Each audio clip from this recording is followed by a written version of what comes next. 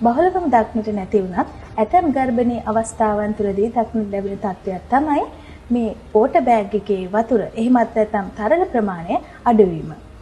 මේන් දරුවට හානියක් සිදුවිය හැකිද? මෙසේ සිදුවන්නේ ඇයි? අද අපි කතා කරන්නේ ඒ පිළිබඳව. මේ හැපි ලයිෆ් ටෙක්.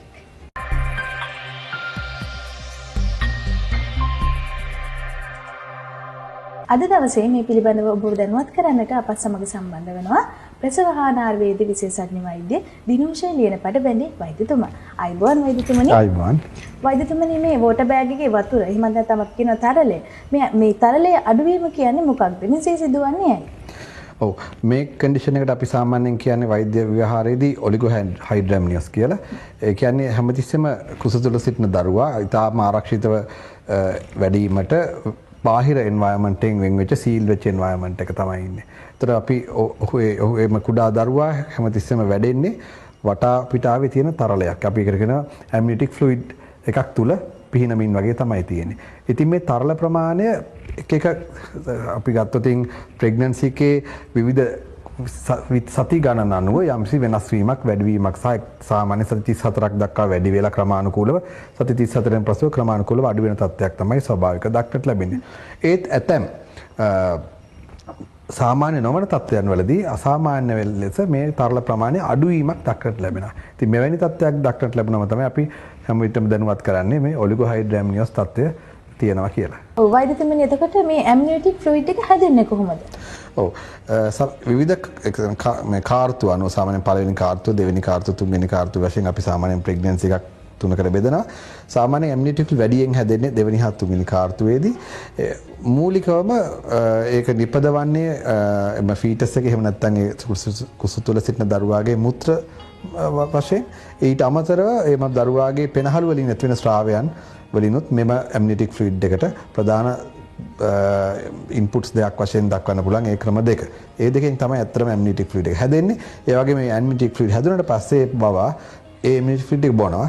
බීලා ඊට පස්සේ ආයමත් මුත්‍රාකාරයෙන් පිට කිරීමක් කරනවා. ඉතින් මේ විදිහට තමයි මේක සර්කියුලේට් වෙන්නේ මේ ඇම්නියටික් ෆ්ලුයිඩ් එක. මේ ඇම්නියටික් ෆ්ලුයිඩ් එක කුස තුල වැඩෙන දරුවාට වැදගත් වෙන්නේ ඇයි වෛද්‍යතුමනි? ඔව් මේක හරියට අර ෂොක් ඇබ්සෝබර් එකක් වගේ ක්‍රියා කරනවා. එතකොට ඒ ෆ්ලුයිඩ් එක තිබෙන නිසා බාහිරින් එන මොනවා හරි බලපෑමක් විශේෂයෙන්ම එන පීඩනයක් ඒ වගේක් දරුවාට සම්ප්‍රේෂණය වෙන්නේ නැහැ. ඒක නිසා බබා ඊටාම ආරක්ෂිතව සිටිනවා. ඊට අමතරව මේ මගින් හොඳ ප්‍රශස්ත උෂ්ණත්වයේ බබාව තියා ගැනීමක් සිදු කරනවා. ඒ වගේම බබාට නිදහසේ චලනය වීමට හැකියාවක් තිබෙනවා. ඔබ දන්නවා ඇති මව සහ දරුවා අතර සම්බන්ධය හැමතිස්සෙම ඇති කරලා තියෙන්නේ පෙකණි වැල මාර්ගයේ. ඒතකොට මෙම තරලය හොඳ ප්‍රමාණයක් තිබීමෙන් මේ පෙකණි වැල තදවීමකට ලක්වීම පවා අවම කිරීමක් සිදු වෙනවා. ඒ වගේ මම කලින් සඳහන් කළා මේ තරලය මේ බබා සාමාන්‍ය ඇතුළේදී මේ බොනවක් වේ කියන්නේ ගිලීමකට ලක් කරනවා කියලා. ඒ මගින් එම බබාගේ හොඳ ආහාර මාර්ගයේ නිවි ක්‍රියාකාරීත්වයටත් මෙම ඇම්නියටික් ෆ්ලුයිඩ් තිබීම වැදගත් වෙනවා. වෛද්‍යතුමනි එතකොට දැන් මේ වෝටර් බෑග් එකේ පවතින වතුර ප්‍රමාණය එහෙම නැත්නම් මේ තරලය අඩුයි කියලා මේ ප්‍රමාණය අඩුයි කියලා අපි කොහොමද දැනගන්නේ? සාමාන්‍යයෙන් සියලුම ගර්භණී කාන්තාවන් සායන සඳහා සහභාගී වෙනවා. ඒ සායනය වලදී අපි නිරතුරුවම සති 24 ඉඳලා කරන දෙයක් තමයි ගර්භාෂයේ උස සාමාන්‍යයෙන් මැනීමකට ලක් කරලා ඒක ප්‍රස්ථාරගත කරනවා. ඉතින් යම්කිසි වෙලාවකට එම කාන්තාවගේ සති ගානට සරිලන ආකාරයට ගැළපෙන ආකාරයට ගර්භාෂයේ වර්ධනය සහ දිග නැතිවීමක් තිබුණොත් අඩුවීමක් තිබුණොත් එවැනි කාන්තාවන් අල්ට්‍රාසවුන්ඩ් පරීක්ෂණයක් සඳහා විශේෂඥ වෛද්‍යවරයෙකු වෙත යොමු කිරීමක් කරනවා. ඒතර ඊට අමතරව තවත් තත්ත්වයක් තමයි සමහර ගර්භණී කාන්තාවන්ගේ තියෙනවා ප්‍රිඑක්ලැම්සියා වගේ. ඒ කියන්නේ විශේෂයෙන්ම ප්‍රෙග්නන්සි එකේදී පවතින අධිරුධන පීඩන තත්ත්වය. එවැනි තත්ත්වයන් වලදී අපි නිරතුරුවම ඔවුන්ගේ කුසල තුනසෙන් දරුවාගේ වර්ධනය සහ ඇම්නියටික් ෆ්ලුයිඩ් ප්‍රමාණය සහ රුධිරයේ ගමනාගමනයේ නිරතුරුව පරීක්ෂාවකට ලක් වෙනවා. එවැනි අවස්ථාවකදී සමහර වෙලාවට අපිට හඳුනා ගන්න පුළුවන් වෙනවා මෙම ඇම්නියටික් ෆ්ලුයිඩ් ප්‍රමාණය අඩුයි කියලා අල්ට්‍රාසවුන්ඩ් පරීක්ෂණයක් මගින්. තවත් වෙලාවක් තියෙනවා සමහර කාන්තාවන් පැමිණෙනවා උන්ට දැනෙනවා කියලා වෝටර් බෑග් එක කැඩිලා වතුර ලීක් වෙනවා කියලා සමහරට උන් සඳහන් කරනවා. ඒ කියන්නේ අපි කියනවා ඒකට නියමිත දිනයට හෝ එහෙම නැත්නම් ස්වභාවික කන්ට්‍රැක්ෂන්ස් පටන් ගන්න කලින් ඒ කියන්නේ ලේබර් ප්‍රොසෙස් එක පටන් ගන්න කලින්ම ඔවුන්ගේ වෝටර් බෑග් එක කැඩිලා වතුර යනවා කියලා වගේ වෙන වෙලාවක් තියෙනවා. ශ්‍රාවයක් වෙනවා කියලා. එවැනි අවස්ථාවකදී අපිට ගොඩක් වෙලාවට පරීක්ෂාවකින් බලන්න පුළුවන් එහෙම තත්ත්වයක් තියෙනවද කියලා. එහෙම එවැනි අවස්ථාවකදී ඔවුන්ගේ ගර්භාෂය ඇතුළේ තියෙන මේ ඇම්නියොටික් ෆ්ලුයිඩ් ප්‍රමාණය ලීක් වීම නිසා අඩුවීමක් දකින්න ලැබෙනවා. වෛද්‍යතුමනි එතකොට දැන් මෙවැනි තත්ත්වයක් ඇති වෙන්න මේ වගේ තරල ප්‍රමාණය අඩුවීමක් සිදු වෙන්න බලපාන්නේ මොන වගේ හේතුද? සාමාන්‍යයෙන් මම කලින් සඳහන් කරා යම් කෙනෙක් කාන්තාවකට යෝනි මාර්ගය හරහා එම වෝටර් බෑග් එක කැඩිලා වතුර එහෙම නැත්නම් ශ්‍රාවය ලීක් වීමක් වගේ දැනෙනවා නම් එවැනි අවස්ථාවකදී අඩුවීමක් වෙන්න පුළුවන්. මීට අමතරව අපිට සායනික කටයුතුදී දකින්න ලැබෙන අවස්ථාවක් තමයි වැදෑම සහ ඒ ආශ්‍රිත ක්‍රියාකාරීත්වයේ අඩුවීම නිසා මෙම ඇම්නියොටික් ෆ්ලුයිඩ් නිෂ්පාදනයේ අඩුවීමක් තියෙන එක. එවැනි තත්ත්වයන් තමයි සාමාන්‍යයෙන් ප්‍රී එක්ලැම්සියා කියලා හඳුනන තත්ත්වයේදීත් ඒ වගේම ෆීටල් ග්‍රෝත් රෙස්ට්‍රික්ෂන් කියන දරුවාගේ වර්ධන වේගය අඩාල වීම කන්ඩිෂන් එකකදීත් අවස්ථාවකදීත් මෙවැනි අඩුවීමක් දක්නට ලැබෙනවා. මීට අමතරව තාම බහුල නොවුනත් එම දරුවාගේ මුත්‍ර මාර්ගික ආශ්‍රය මුත්‍ර මාර්ගය ආශ්‍රිතව යම්කිසි අසාමාන්‍යතාවයක් තියෙන අවස්ථාවකදීත් මෙවැනි තරලයේ අඩුවීමක් දකින්න ලැබෙනවා. මෙවැනි තත්ත්වයක් තුළදී කුසතුන වැඩෙන දරුවාට යම්කිසි බලපෑමක් සිද්ධ වෙන්න පුළුවන්ද වෛද්‍යතුමනි? ඒකත් එම ඇම්නියොටික් ෆ්ලුයිඩ් එක අඩුවීමට බලපාපු ප්‍රධාන හේතුව මත තමයි විශේෂයෙන්ම රඳා පවතින්නේ. උදාහරණයක් වශයෙන් මෙම ඔලිගෝහයිඩ්‍රැම්නියොස් තත්ත්වය ඇති වුණේ වැදෑමහේ ක්‍රියාකාරීත්වයේ අඩුවීමක් නිසා නම් එතකොට එම දරුවාට වැදෑමහේ ක්‍රියාකාරීත්වය අඩුවීම නිසා දීර්ඝකාලීනව කුස තුළ සිටින තාක්කල් යම්කිසි බලපෑමක් තියෙනවා. එතකොට එම නිසා අපි වෛද්‍යවරු වශයෙන් අපි මෙම දරුවාගේ කන්ඩිෂන් එක ඊටාම නිතිපතා අවධානයෙන් සහ නිරීක්ෂණය කිරීමක් කරන්න ඕනේ. මොකද ඔවුන්ගේ සමහර වෙලාවට ඔවුන්ට නියමිත දින ප්‍රමාණය දක්වා කුස තුළ තියන්නේ නැතුව සමහරවිට ඊට කලින් අවස්ථාවක බිහි කිරීමට ඩිලිවර් කිරීමට පවා අවස්ථාවක් වෙන්න ඉඩ තියෙනවා. ඒක එක අවස්ථාවක්.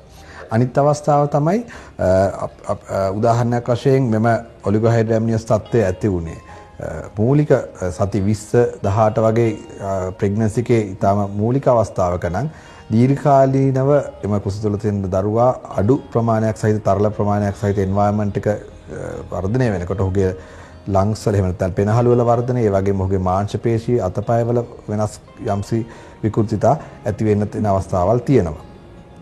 යම්කිසි විදියකට අපි කලින් සඳහන් කරා වගේ වෝටර් බෑග් එක ලීක් වීමක් එහෙම නැත්නම් දිනයට ප්‍රථම කැඩීමකට ලක් වීමෙන් එම ඇම්නියොටික් ෆ්ලුයිඩ් ලීක් වීමක් සමග තියෙනවා. අපි කියනවා ඒකට ප්‍රීටර්ම් ප්‍රී ලේබර් රප්චර් ඔෆ් මෙම්බ්‍රේන්ස් කියලා. එවැනි අවස්ථාවක් නම් යම්කිසි විදියකට මවට යම්කිසි ආසාදනයක් ඇතිවීමට අවස්ථාවක් තියෙනවා. මොකද දැන් හැමතිස්සෙම කලින් කිව්වා වගේ අර සීල් වෙච්ච එන්වයරන්මන්ට් එක දැන් ඕපන් වෙලා තියෙන්නේ. මොකද ඒක එතන තරහ තැනකින් සිදුරු වීමක් වෙන නිසා. ඒකට හැමතිස්සෙම යම්කිසි බීජයක් ඇතුළට යෑමේ හැකියාවක් තියෙනවා. ඊට අමතරව එම ආසාදන ඇතිවීම වමම කර ගැනීම සඳහා ඇතැම් විට ප්‍රතිජීවක ඖෂධ භාවිතා කිරීම වැනි ක්‍රමෝපායන් සමහරට යොදා ගන්න අවස්ථාවල් තියෙනවා. ඔව් දැන් ඖෂධ ගැන කතා කරා වෛද්‍යතුමනි මේ වගේ තත්වයකට සිදු කරන්න පුළුවන් ප්‍රතිකාර ක්‍රම තියෙනවද? ඇත්තටම නිශ්චිත ප්‍රතිකාර ක්‍රමයක් කියලා දෙයක් නැහැ. හැමදෙස්සම අපි කරන්නේ සපෝටිව් තෙරපි කියලා. ඒක හැමදෙස්සම ඒ බබාගේ ප්‍රශස්ත තත්ත්වයෙන් සහ කිසිම යම්කිසි ත්‍රෙට් එකක් නැති වෙන ආකාරයට ඇතුලේ ඉඳලා සුදුසුම අවස්ථාවේදී එළියට විහි කිරීම. ඒක තමයි මම හිතන්නේ වෛද්‍යවරු වශයෙන් අපි ප්‍රධාන වශයෙන්ම සිදු කරන්නේ. එතකොට වෛද්‍යතුමනි දැන් මේ වෙනකොට යම්කිසි මවක් මේ වගේ තත්වයකට මුහුණ දීලා ඉන්නවා නම් ඒ කියන්නේ මේ වගේ වෝටර් බෑග් එකේ තරලය අඩුවීමකට මුහුණ දීලා සිටිනවා නම් මේ වෙනකොට එවැනි කාන්තාවකට විශේෂඥ වෛද්‍යවරයෙකු ලෙස ඔබතුමාට දෙන්න පුළුවන් උපදේශය මොකක්ද? ඔව්. සෑම විටම මේ කාන්තාව ඇයගේ වෛද්‍යවරයා විශේෂඥ වෛද්‍යවරයා ඇතුළේ මේ කණ්ඩායම් මගින් ලබා දෙන උපදෙස් පිළිපැදීම අවශ්‍යයි. මොකද එවැනි අවස්ථාවකදී විශේෂිත ස්පෙસિෆික් උපදෙසක් හැම විටම අපි ලබා දෙනවා. ඒ වගේම මේක ඉතාමත්ම පැහැදිලිව විස්තර කරලා දෙනවා. මොන අවස්ථාවේද රෝගවලට පැමිණිය යුත්තේ කියලා. ඒ වගේ ඊට අමතරව බබාගේ දැඟලීම එහෙම නැත්නම් අපි කියන ෆීටල් මූවමන්ට්ස් කියලා. එවැනි දැඟලීම ගැන හොඳ අවධානයෙන් ඉන්න. යම් කිසි විදියකට මවට තේරෙනවා නම් දැඟලීම වෙනදට වඩා වෙනසක් තියෙනවා කියලා ඉක්මනින්ම මම හිතන්නේ රෝහල වෙත පැමිණ අවශ්‍ය පරීක්ෂාවට ලක් කිරීම තමයි මම හිතන්නේ කළ යුතු වන්නේ. හොඳයි. අද දවසේ මේ වටිනා කාරණාව පිළිබඳව ඔබව දැනුවත් කරන්නට අප සමග සම්බන්ධ වුණු ප්‍රසවහානාරි වේද විශේෂඥ වෛද්‍ය දිනුෂ ලියන පටබැඳි වෛද්‍යතුමාට බෙහෙවින්ම ස්තුතිවන්ත වෙනවා. ආයුබෝවන් වෛද්‍යතුමනි. ඒ වගේම මේ මාතෘකාව පිළිබඳ අද අපි කතා කළ කාරණාව පිළිබඳව ඔබට යම්කිසි ගැටලුවක් ඇත්නම් අපිට කමෙන්ට් කරන්න. අපි සූදානම් ඉදිරි වැඩසටහන් වලදී ඒ පිළිබඳව සාකච්ඡා කරන්න. ඒ වගේම ඔබට පිළිතුරු ලබා දෙන්නට.